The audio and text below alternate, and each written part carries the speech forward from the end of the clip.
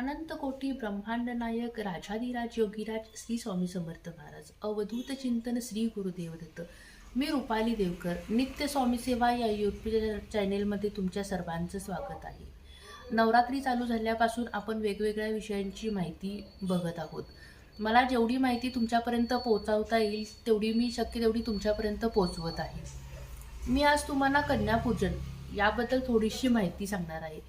आता बऱ्याच ठिकाणी कन्यापूजन केलं जातं. ज्यांना त्याचे प्रथा माहीत आहे, विधी माहीत आहे किंवा त्याचं महत्त्व माहीत आहे, असे बरेच जण कन्यापूजन करतात. पण बऱ्याच बायकांना कन्यापूजन कसे करतात किंवा का करतात हे माहीत नाही.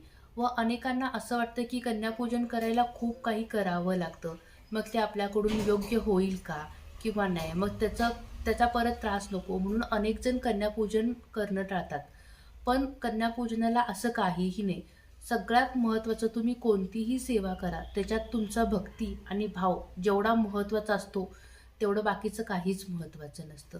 त्याच्यामुळे कुठलीही गोष्ट तुम्ही अगदी भक्तिभावाने आणि मनापासून केलात तर त्याचं फळ तुम्हाला मिळाल्याशिवाय राहत नाही.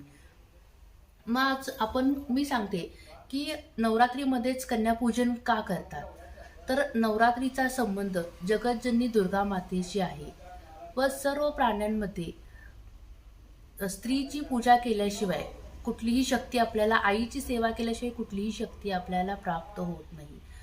सर्व सर्व प्राण्यांमध्ये स्त्री व मादी हिला देवीचा अंश मानला जातो व लहान मुली हे देवीचा अंश असतात. म्हणून आपण कन्यापूजन करतो. मग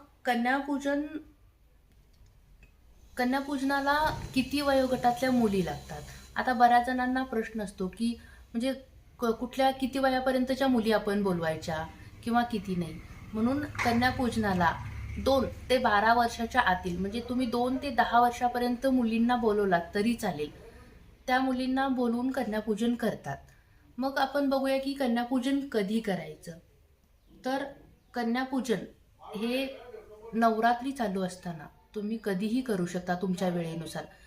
कारण प्रत्येकाला देवाला जायचं असतं, त्याच्यामुळे प्रत्येकाला त्याच दिवशी पण शक्य होत असं नाही. कारण काही काही जणांच्या वेळेला ठराविक पूजा पण असते त्या त्या दिवशी.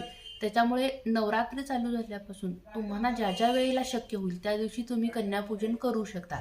नसेल तर अष्टमी व नवमीला कन्यापूजन करणे अत्यंत शुभ मानले जाते.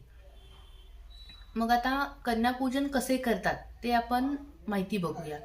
तर कन्यापूजनासाठी 2 ते 10 वर्षापर्यंतच्या मुली तुम्ही बोलवून घ्या. 9 मुलींना तुम्ही बोलवा व त्या आल्यानंतर त्यांना बसायला आसन टाका.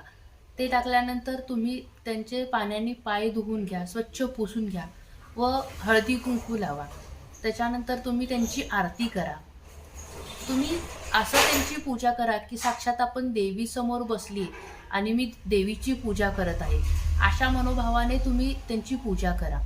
नंतर त्यांना खीरपुरीचा नैवेद्य किंवा प्रसाद त्यांना द्या.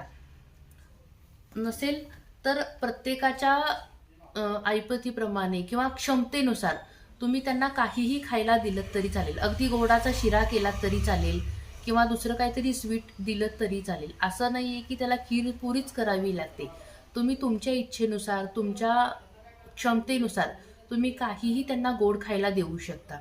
त्याच्यानंतर आपल्या इच्छेनुसार किंवा आपल्या क्षमतेनुसार त्यांना तुम्ही फळ देऊ शकता, दक्षिणा देऊ शकता किंवा लहान मुलींना खूप छोट्या असतात त्यामुळे अगदी छोटे छोटे गिफ्ट्स पण मिळतात, ते तुम्ही देऊ शकता.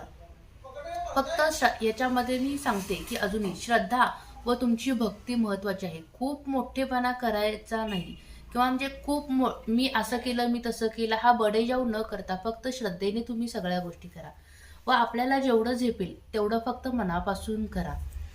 ते दिल्यानंतर तुम्ही त्यांचा निरोप घेऊ शकता. असं अगदी साध्या सोप्या पद्धतीनेही कन्यापूजन करता येतं.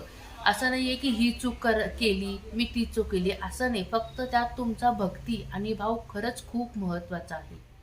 तुम्ही अगदी एका मुलीला बोलवूनही जरी तुम्ही कन्यापूजन मनोभावाने केलं, म्हणजे काही काही ठिकाणी 9 मुली मिळतातच असं नाही. तुम्ही 1 मिळू दे किंवा 5 मिळू दे, 2 मिळू दे, तुम्ही अगदी 2 मुली किंवा एका मुलगीलाही मनोभावे पूजा केली तर ती तुमची सेवा आई दुर्गा मातेजवळ नक्कीच पोचते.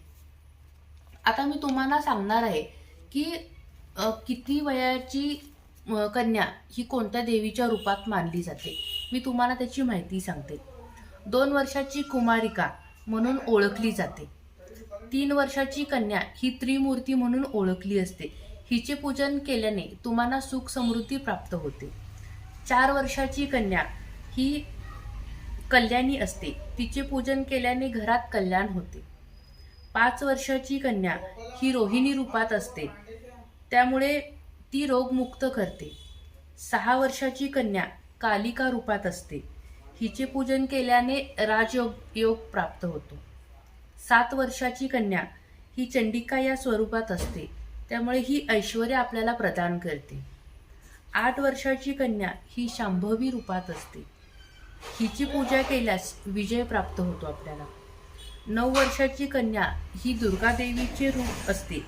ही शत्रूंचा नाश करते. व 10 वर्षाची कन्या ही सुभद्रा रूपात असते. ती आपल्या भक्तांच्या सर्व इच्छा पूर्ण करते. मला जेवढं शक्य होईल तेवढी साध्या सोप्या पद्धतीने मी तुम्हाला माहिती पोहोचवण्याचा प्रयत्न केलाय. तुम्हाला हा व्हिडिओ कसा वाटला हे मला नक्की सांगा व माझ्या चॅनेलला लाईक, शेअर अँड सबस्क्राईब करा. श्री स्वामी समर्थ महाराज.